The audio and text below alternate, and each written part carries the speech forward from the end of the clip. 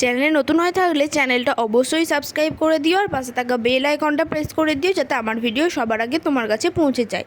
আজকে চলে এসেছি গরম একদম মুচমুচে এবং ভিন্ন স্বাদের সুজির পকোড়ার রেসিপি নিয়ে।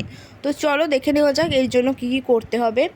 এর জন্য প্রথমে আমি দুটো আলু নিয়ে নিয়েছি, খুব ভালোভাবে ছাড়িয়ে পরিষ্কার করে নিয়েছি।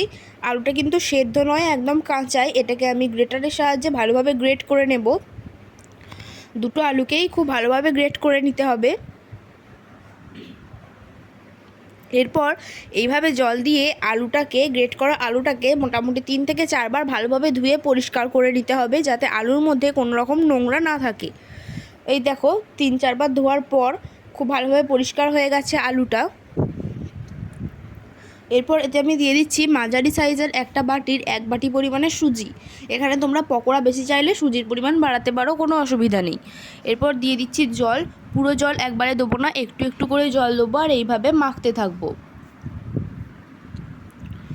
অল্প অল্প করেই জল দিতে হবে।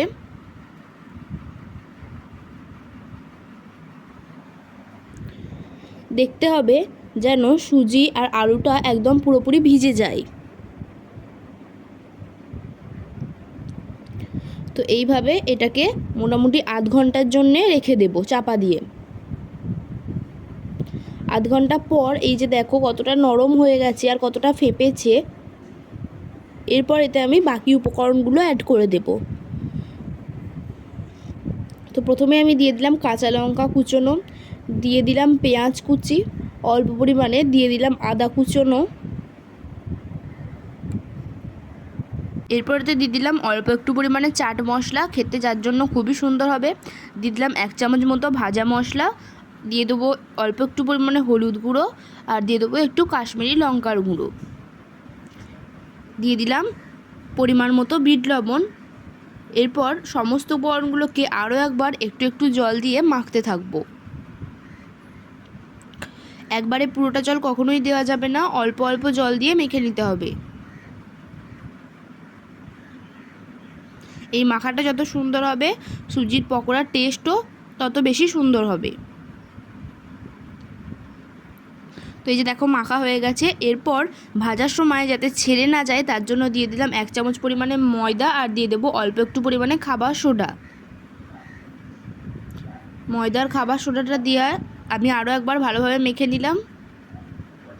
এদিকে নিয়ে নিয়েছি একটা কড়াইয়ে দিয়ে দিলাম অল্প একটু পরিমাণে সর্ষের তেল। তেলটা একটু গরম হওয়ার জন্য অপেক্ষা করতে হবে। গরম হয়ে এলে আমি এটা দিয়ে দেবো হিং। 1 চামচ মতো হিং দিয়ে দিলাম। হিং দেওয়ার ফলে গন্ধ খুব সুন্দর হয়। দিয়ে দিলাম 1/2 চামচ মতো সর্ষে, কালো সর্ষে। আর এখানে দিয়ে দেব অল্প একটু কারি পাতা। কারি পাতা দেওয়ার ফলেও কিন্তু খুব সুন্দর একটা ফ্লেভার আসে। এরপর এটাকে অল্প একটু ভেজে নেব। ভাজা হয়ে গেলে যে মিশ্রণটা আমরা তৈরি করেছিলাম সুজির, সেই মিশ্রণটাতে দিয়ে দেব। এরপর খুব ভালোভাবে এটা দিয়ে মাখিয়ে নেব।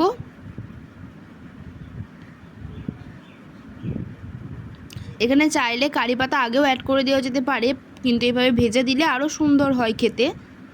দিয়ে দিলাম কড়াইয়ে অনেকটা পরিমাণে সাদা তেল। এই তেলটাতেই আমরা পকোড়াগুলোকে ভেজে নেব। এইভাবে পকোড়া সাইজে দিয়ে দিচ্ছি আমি ব্যাটারটা তেলের মধ্যে। দেখতে হবে ব্যাটারটা যেন খুব বেশি পাতলা না হয়ে যায়।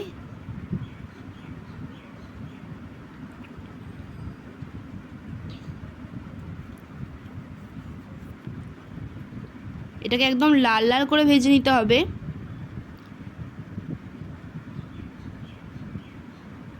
এই যে দেখো একবার উল্টে দিয়েছি আমি, কতটা লাল লাল হয়ে গেছে। তো এইবার আমি তুলে নেব। এইভাবে তুলে নিলেই তৈরি হয়ে যাবে আমাদের সুজির পকোড়া। অত্যন্ত ভিন্ন রকমের একটা রেসিপি, যেটা খেতে খুবই সুন্দর হয়। তোমরা বাড়িতে অবশ্যই একবার ট্রাই করে দেখো, আশা করি ভালো লাগবে। ভিডিওটা ভালো লাগলে একটা লাইক করে দিও।